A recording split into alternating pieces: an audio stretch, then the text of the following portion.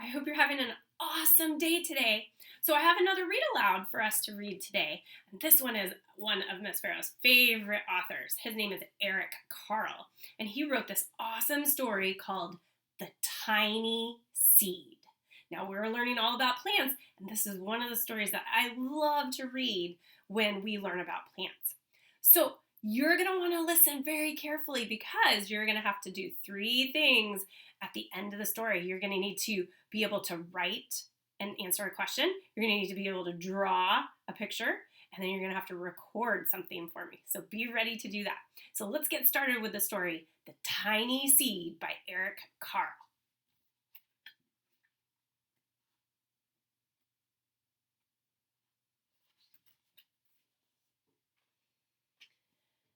It is autumn. A strong wind is blowing. It blows flower seeds high in the air and carries them far across the land. One of the seeds is tiny, smaller than any of the others. Will it be able to keep up with the others? And where are they all going?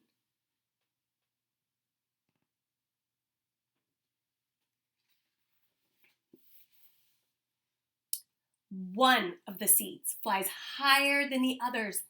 Up, up it goes. It flies too high, and the sun's hot rays burn it up. But the tiny seed sails on with the others. Do you see him down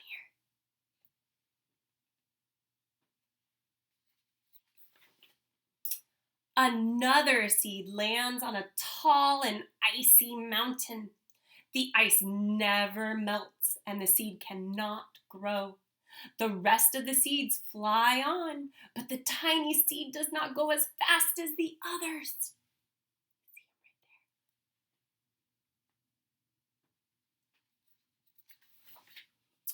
Now they fly over the ocean.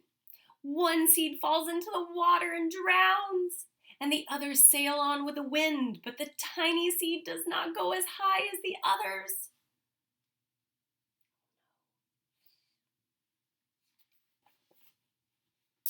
One seed drifts down onto the desert. It is hot and dry, and the seed cannot grow. Now the tiny seed is flying very low, but the wind pushes it on with the others.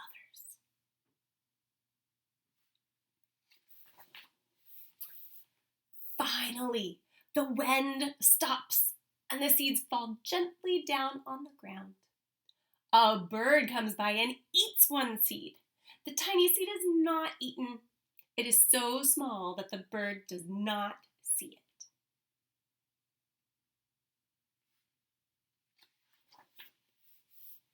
Now it is winter. After their long trip, the seeds settle down. They look just as if they're going to sleep in the earth. Snow falls and covers them like a soft white blanket. A hungry mouse that also lives in the ground eats a seed for its lunch, but the tiny seed lies very still, and the mouse does not see it.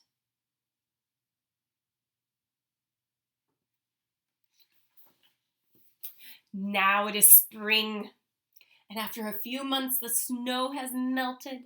It is really spring. Birds fly by, the sun shines, rain falls. The seeds grow so round and full they start to burst open a little. Now they are not seeds anymore. They are plants. First they send roots down into the earth. Then their little stems and leaves begin to grow up toward the sun and air. There is another plant that grows much faster than the new little plants. It is a big fat weed, and it takes all the sunlight and the rain away from one of the small new plants, and that plant dies. The tiny seed hasn't begun to grow yet. It will be too late. Hurry! But finally, it starts to grow into a plant.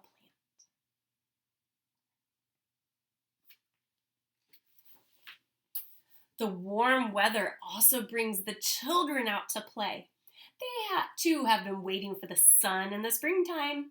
One child doesn't see the plants as he runs along and, oh no, he breaks one. and now it cannot grow anymore.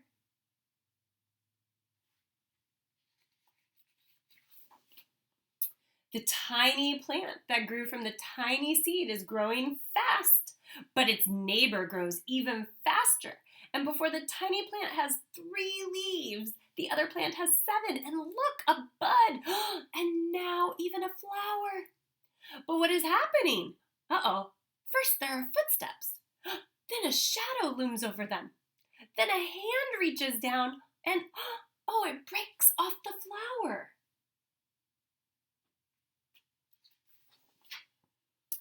A boy has picked the flower to give to a friend.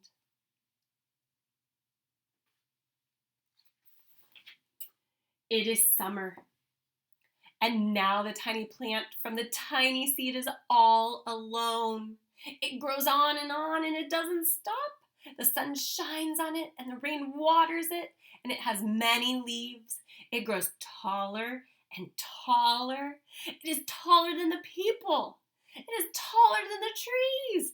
It is taller than the houses. And now a flower grows on it, and people come from far and near to look at this flower. It is the tallest flower they have ever seen. It is a giant flower.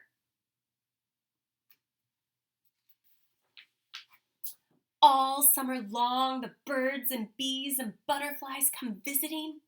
They have never seen such a big and beautiful flower.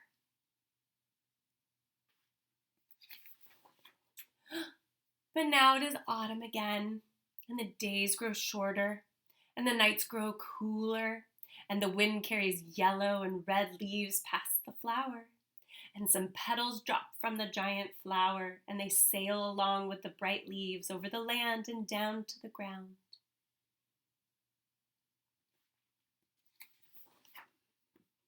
The wind blows harder.